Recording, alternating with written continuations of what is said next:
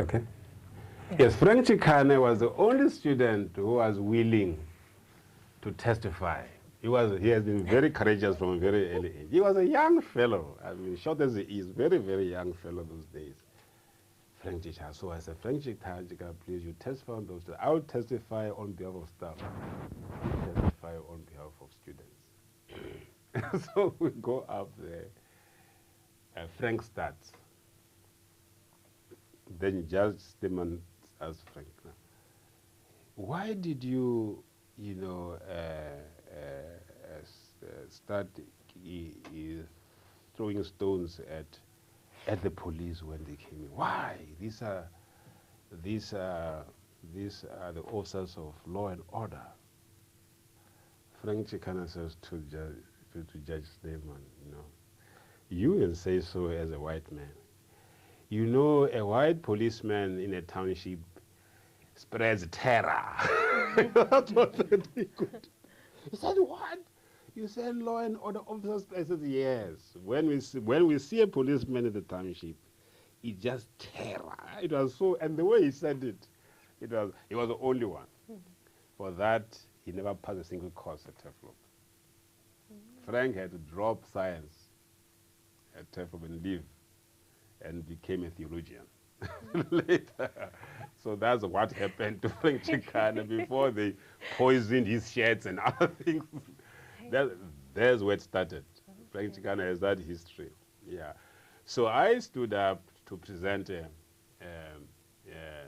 case for the Black Staff Association, and even for students.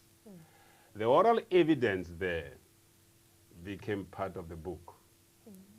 But after the commission of inquiry, I was now summoned to go, and I became, with Steve Biko, we were asked to be part of the defense team.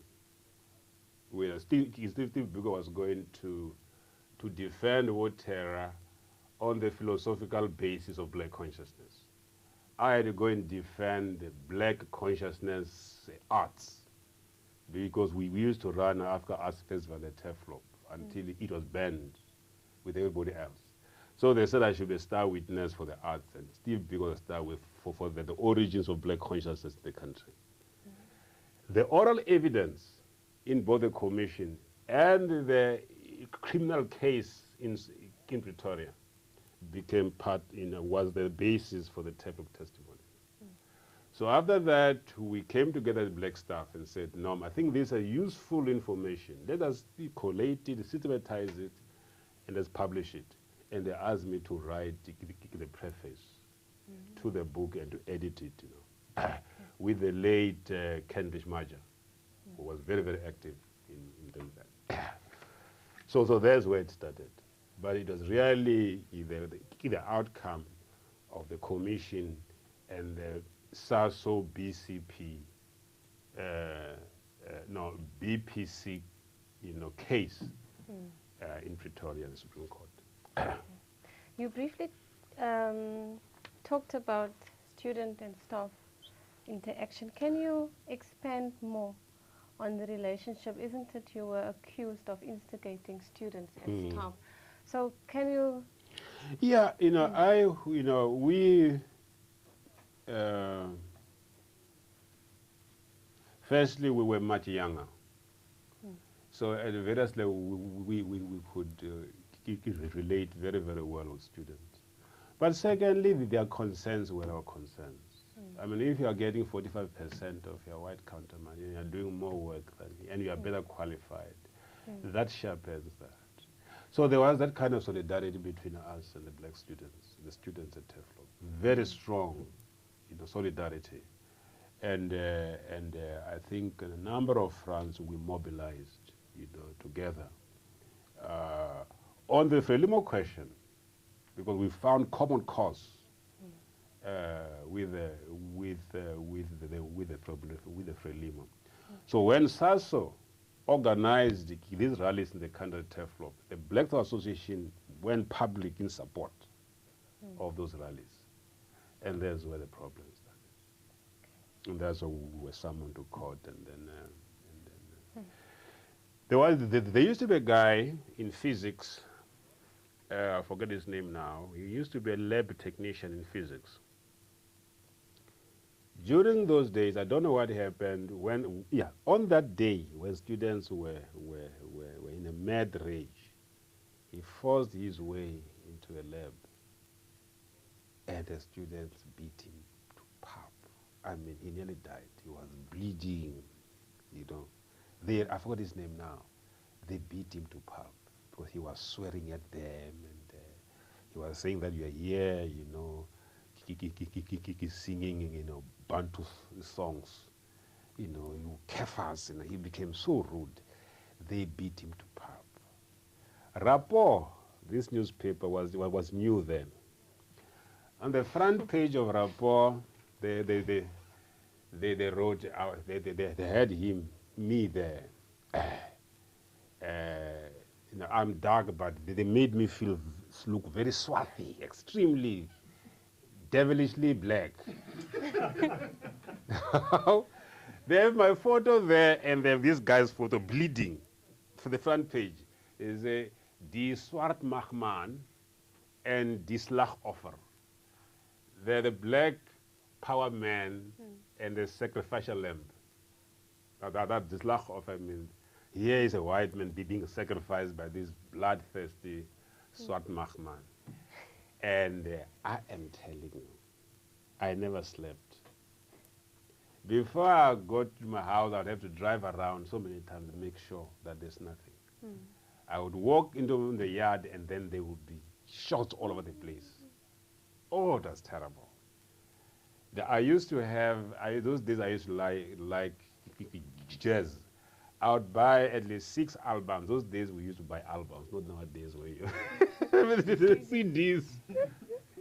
They came in, they called everything. Let me tell you a story about that. One time I was coming back to, let me tell you about the first day I reported for work at TEFROP.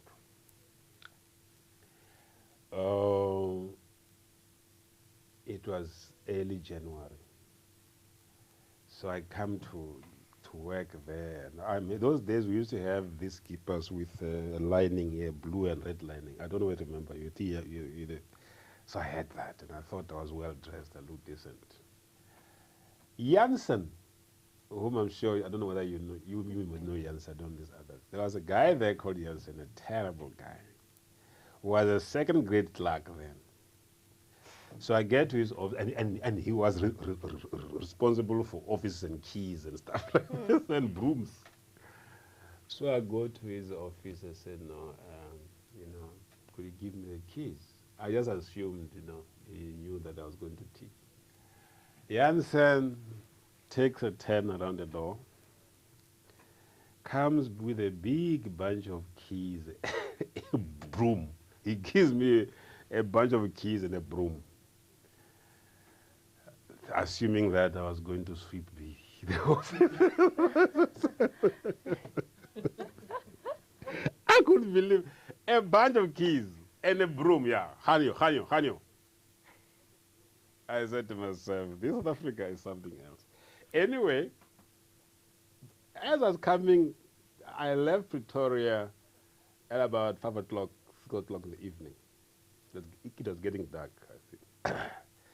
If you know Atteridgeville, when you come out of Atteridgeville, with that bridge there, you come out and then you turn right, heading for Pretoria. I turned right there.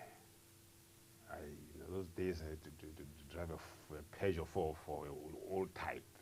It was nice then. Now, I see these 2 huge police flagging me down. They flagged me down. I said, Varo. So they come and look at me. Hey. So these torches look like that.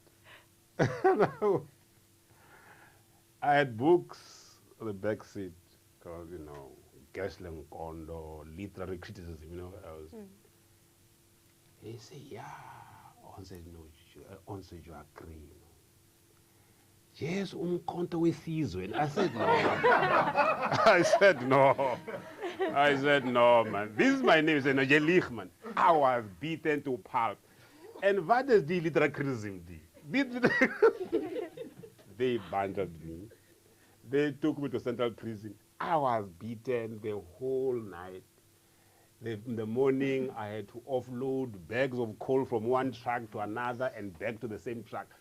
I was terrible. until Curtis. When Curtis came from Johannesburg, he couldn't identify me. He said, "Is that my brother?" So that was Teflop those days. So it was a very, very complicated time, but what is the nature of the relationship basically between us and the white stuff? Okay. I want to touch on Uncle Potsetero. Oh, Yeah. You attached his Yeah. speech to the Teflon testimony. Tell us more about him and the impact that you... Onho Potsetero was a very, very active student, I must say. He was a history major. And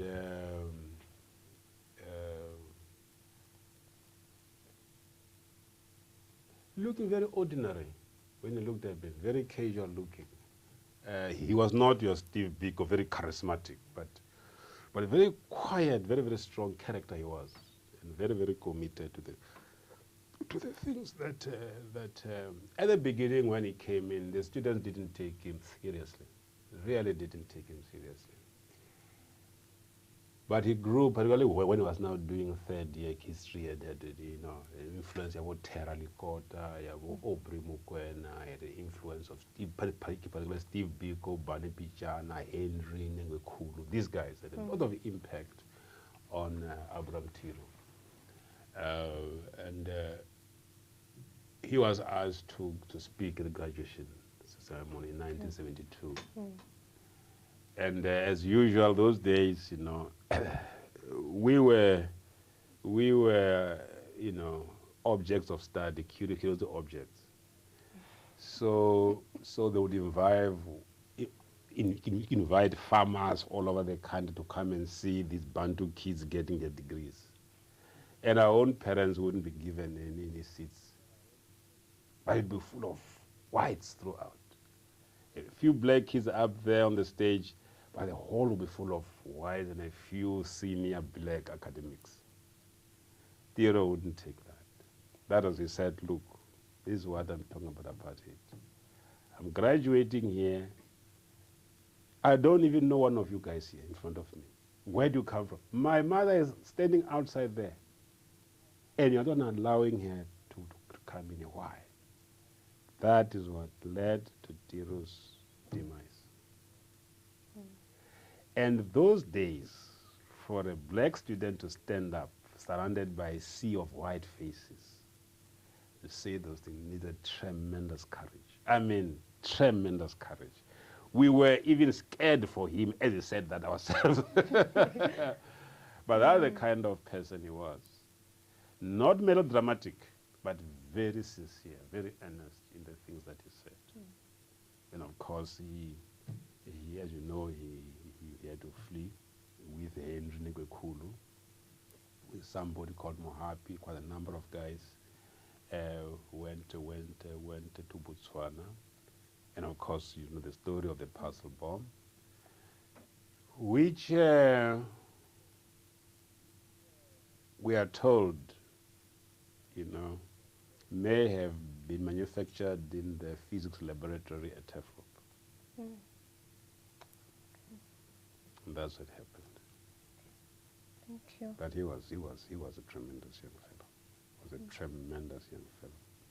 And that's why at the end of the book we thought, we should have, because that, it gives you it localizes the events very, very graphically. Yeah.